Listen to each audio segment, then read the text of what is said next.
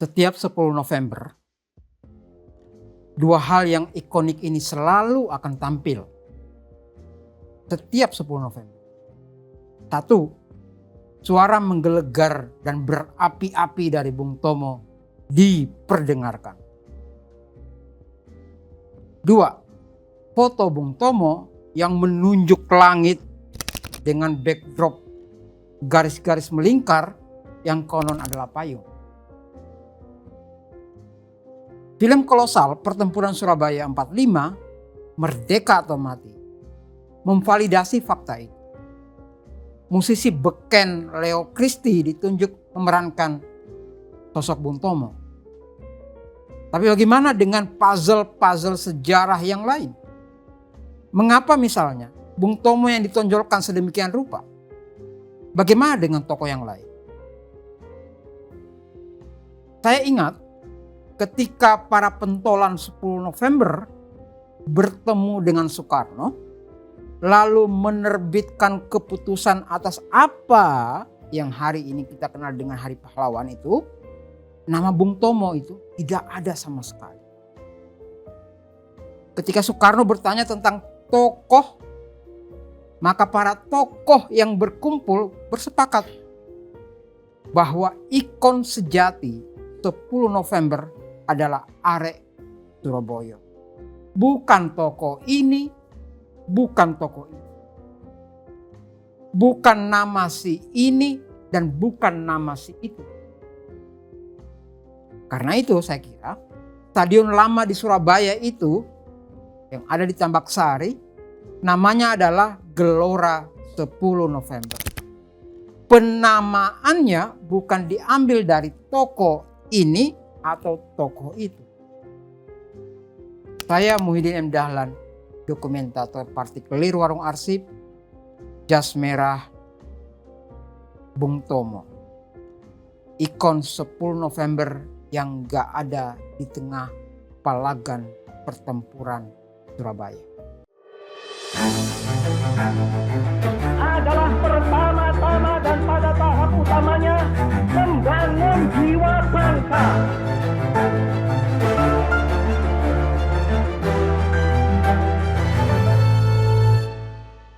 Di jas merah kali ini, saya mengajak kalian semua untuk mendekati Bung Tomo, tokoh yang dianggap sebagai bintang tempur di pertempuran 10 November dengan menampilkan sejumlah fakta yang barangkali jarang sekali muncul di dalam pengisahan sejarah resmi.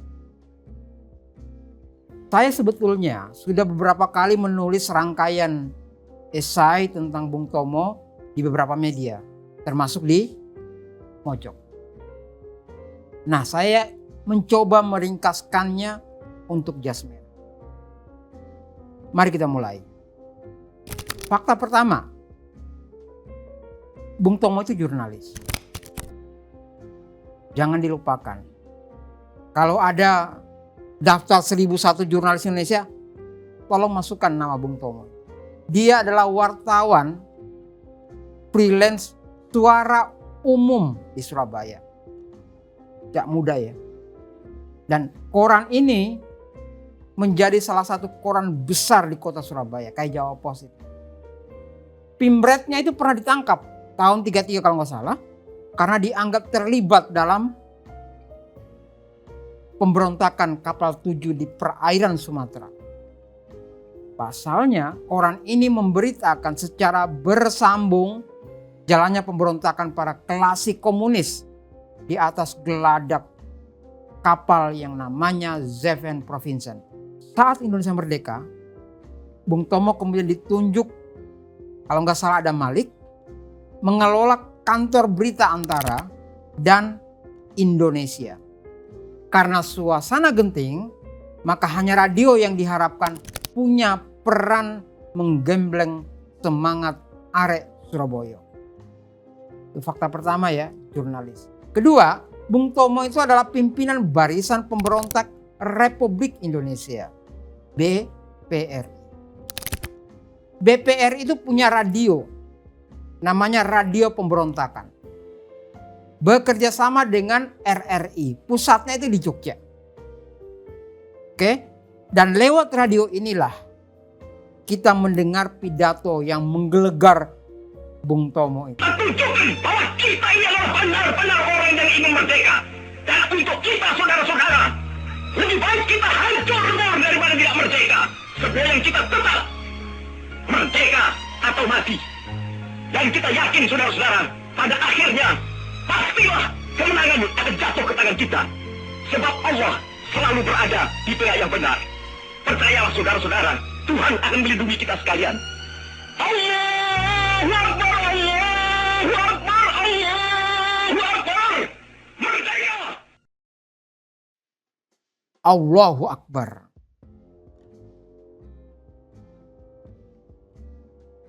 Itu fakta kedua ya. Fakta ketiga, Bung Tomo itu bukanlah faktor utama di pertempuran 10 November. Juga bukan pemimpinnya. Karena ada banyak sekali elemen di dalamnya.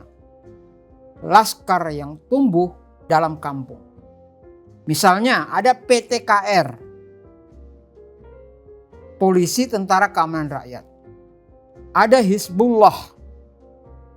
Nantinya dibawa Masumi nanti mereka. Ada TKR. Dan ada misalnya Pemuda Republik Indonesia. PTKR dipimpin oleh Suharyo Padmowiryo. Atau yang dikenal itu namanya Haryo Kecik. Nah, Haryo Kecik ini mengaku justru yang paling getol ngumpulin dan mengagitasi para arek Surabaya di kampung namanya Sumarsono. Dia adalah pimpinan PRI, Pemuda Republik Indonesia. Sebetulnya Bung Tomo ini adalah anggota PRI, Pemuda Republik Indonesia itu. Di bagian penerangan, bagian yang ada hubungannya dengan alat komunikasi seperti radio. Tapi Bung Tomo justru memecah diri, membuat barisan pemberontak rakyat Indonesia.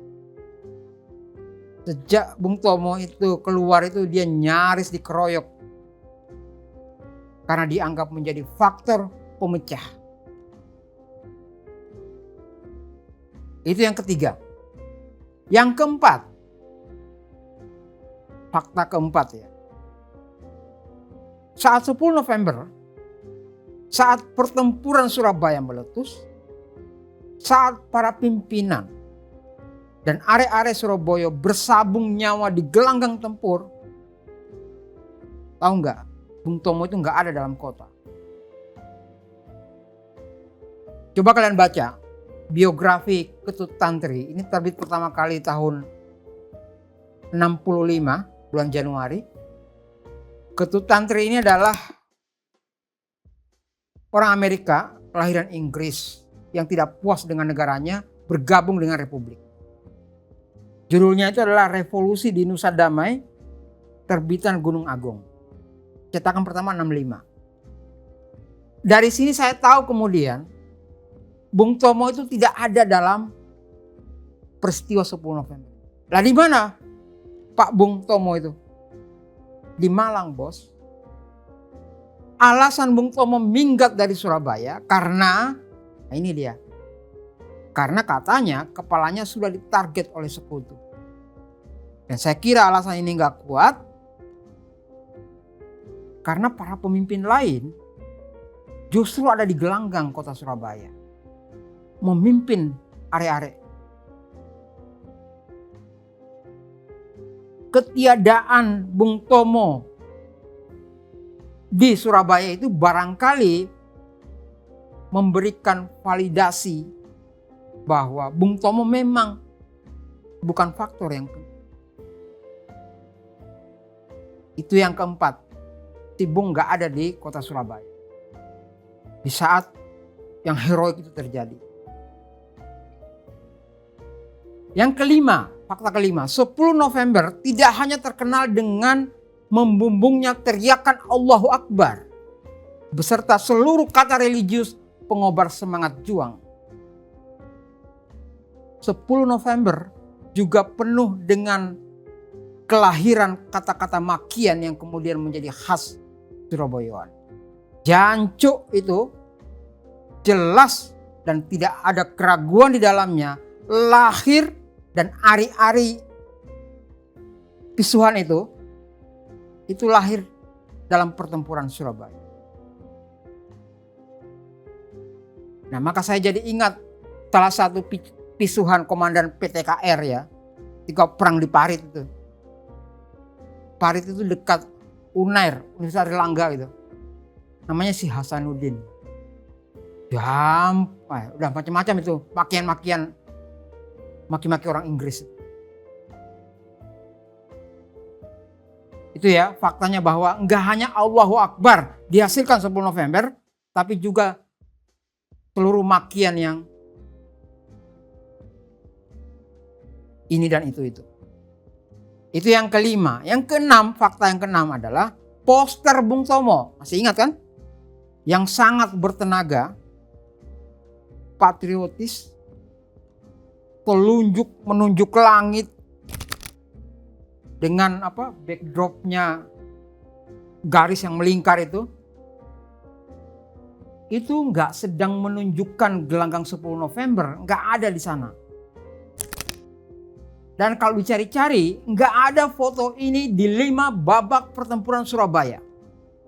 Nggak ada foto itu di insiden bendera Hotel Yamamoto 19 September. Nggak ada di rapat raksasa Tambak Sari 21 September. Nggak ada di pelucutan senjata tentara Jepang 29 September sampai 1 Oktober. Nggak ada juga foto itu di pertempuran 3 hari 3 malam melawan tentara Inggris di tanggal 28 sampai 30 Oktober. Dan yang pasti foto itu nggak ada di pertempuran. Jadi foto yang terkenal itu foto apa sebetulnya? Foto yang memperlihatkan Bung Tomo macak gagah sambil nunjuk langit. Ternyata itu dibuatnya di Tol Malang. Dibuat setelah 2 tahun pertempuran Surabaya selesai. Dari mana informasi itu saya dapat? Dari fotografer Yudi Suryo Atmojo di Tempo tahun 2000. Dia pernah membuat uraian panjang tentang ironinya foto itu. Foto yang gagah, hebat, itu ternyata pernah dimuat pertama kali di Nanyang Post. Di captionnya, di bawah foto itu ditulis rapat umum di Malang. Dan yang berbicara adalah pemimpin pemberontak Tuan Sutomo. Nah itu kemudian dipakai sampai tahun ini.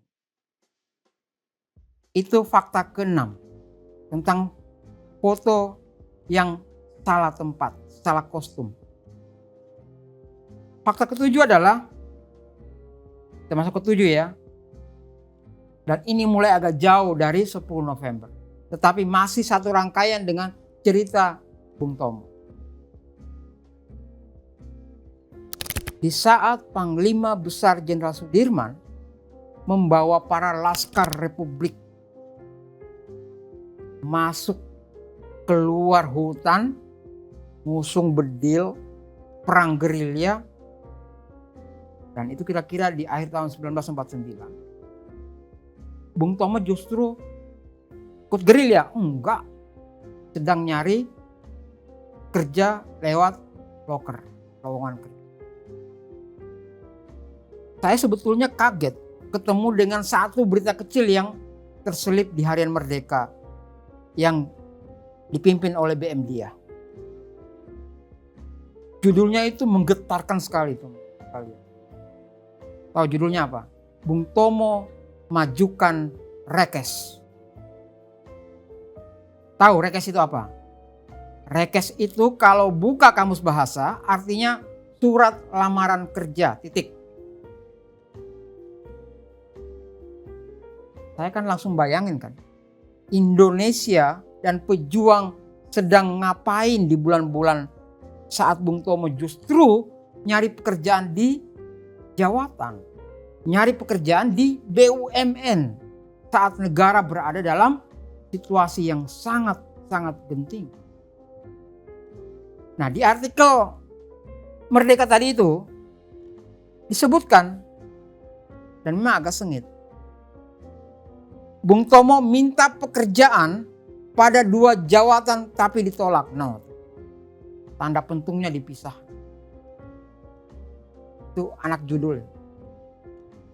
Saya nggak habis pikir ya. Di Jawa Barat, di bulan yang sama, bulan Agustus itu, Kartosuwiryo kan mendeklar berdirinya negara Islam Indonesia. Kan main heroik kan. Lah Bung Tomo itu bikin surat lamaran kerja. Ngajuin rekes. Nah, gagal jadi pegawai BUMN itu yang membuat hati Bung Tomo bulat. Gagal dapat pekerjaan, solusinya adalah bikin partai. Namanya Partai Rakyat Indonesia atau PRI. Ikut pemilu 55, dapat 2 kursi. Dan Partai Rakyat Indonesia lah yang mengantarkan Bung Tomo menjadi politisi di parlemen. Itu fakta ke-7. Saat perang nyari pekerjaan. Ke-8, terakhir, Bung Tomo nyaris terlupa untuk dikasih gelar pahlawan nasional. Nah tuh kan. Padahal Hari Pahlawan Nasional itu kan dinisbatkan untuk pertempuran 10 November. Apakah Orde Baru, Soeharto, atau militer yang memfilter orang-orang yang masuk di mendapatkan pahlawan nasional itu sepikun itu? Mereka yang ngasih panggung ikonik. Jadi mereka yang ngasih panggung ikonik, mereka juga gak ngasih-ngasih jatah pahlawan nasional itu. Nah, untunglah ya ada GP Ansor dan fraksi Partai Golkar. Kayak bangun dari mimpi, kemudian mendapatkan kebangkitan Indonesia sudah berumur 100 tahun. Di tahun 2008 ya. Bung Tomo, mereka lihat kok gak ada dalam daftar pahlawan. Maka jasa Ansor dan Golkar lah yang membuat Bung Tomo akhirnya menjadi pahlawan nasional di tahun 2008. Udah gitu aja. Saya Muhyiddin M. Dahlan, dokumentator Partikelir di Warung Arsip. Jas merah, kita sambung lain waktu. Terima kasih sudah menonton.